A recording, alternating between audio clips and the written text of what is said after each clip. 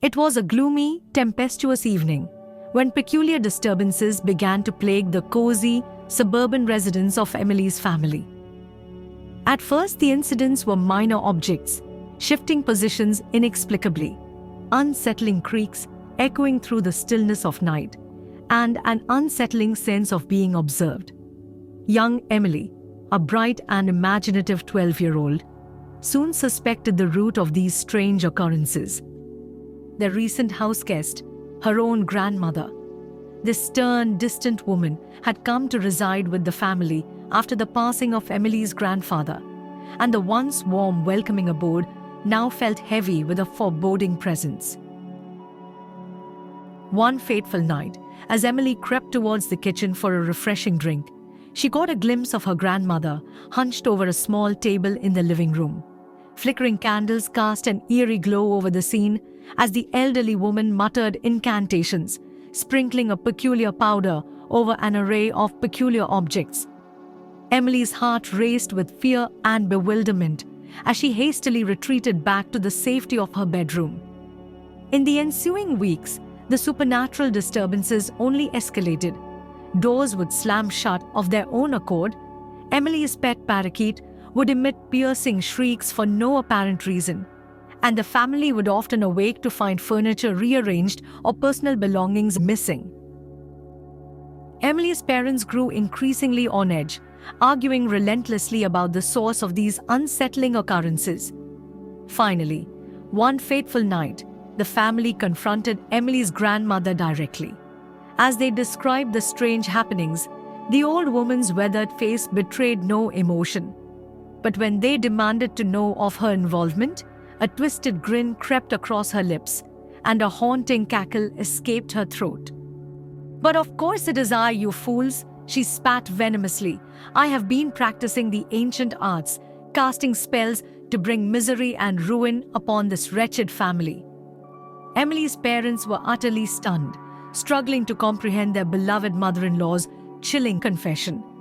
The grandmother went on to explain her deep-seated resentment towards their comfortable, loving household things she had never experienced herself.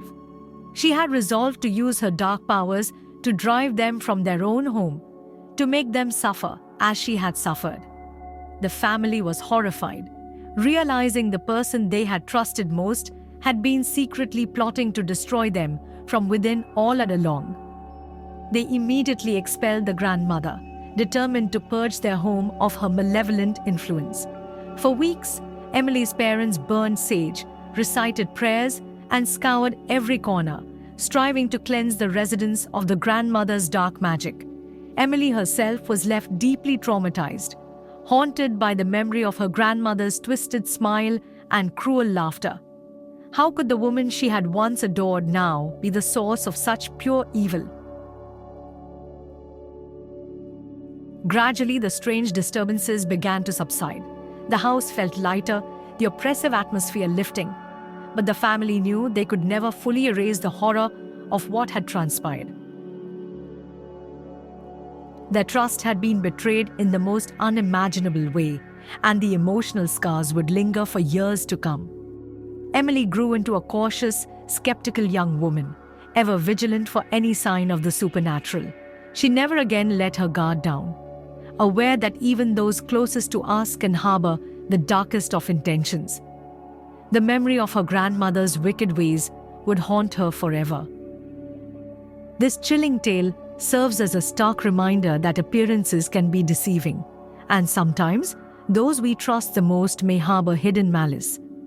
It teaches us the importance of vigilance and the necessity of trusting our instincts when something feels wrong. If you ever encounter unsettling behavior or inexplicable events in your home, don't ignore them. Speak up, seek help, and trust your gut feelings. Protect your loved ones and your home by addressing any issues head-on. By being proactive and staying vigilant, you can ensure the safety and well-being of those you care about.